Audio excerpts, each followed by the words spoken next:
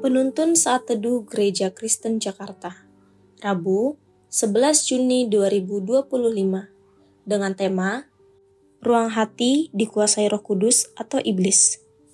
Terdapat di dalam Yohanes pasal 13 ayat 2, berbunyi demikian. Mereka sedang makan bersama, dan iblis telah membisikkan rencana dalam hati Yudas Iskariot anak Simon untuk mengkhianati dia. Sistem keamanan gedung-gedung masa kini semakin canggih. Banyak gedung dilengkapi dengan kamera pengawas yang dapat bergerak otomatis, sensor gerak yang sensitif, dan alarm peringatan yang langsung aktif saat ada bahaya. Semua perangkat ini dirancang untuk mendeteksi dan mencegah ancaman sejak dini. Namun, secanggih apapun sistem yang dipasang, semua itu tidak akan berfungsi dengan maksimal, bahkan sepenuhnya tidak berguna jika tidak tersambung dengan sumber daya listrik. Demikian juga dengan hidup rohani kita.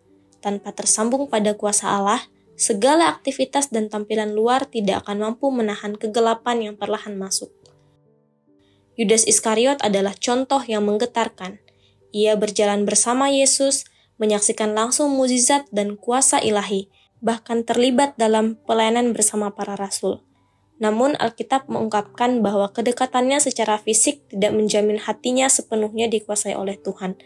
Yohanes pasal 13 ayat 2 menyebutkan bahwa iblis telah membisikkan rencana ke dalam hatinya, dan dalam Yohanes pasal 13 ayat 27 mengatakan dengan tegas, sesudah Yudas menerima roh itu, ia kerasukan iblis.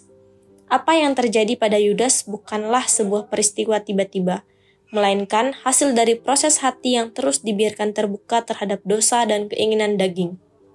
Ketamakan, kemunafikan, dan kompromi kecil yang tidak diakui dan tidak dibawa kepada Tuhan, perlahan akan melemahkan pertahanan rohani.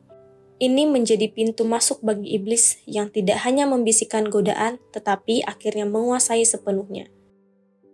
Kisah Yudas menjadi peringatan keras bahwa tanpa penyerahan hati setiap hari kepada Roh Kudus, bahkan orang paling dekat dengan pelayanan pun bisa terjerumus dalam kegelapan.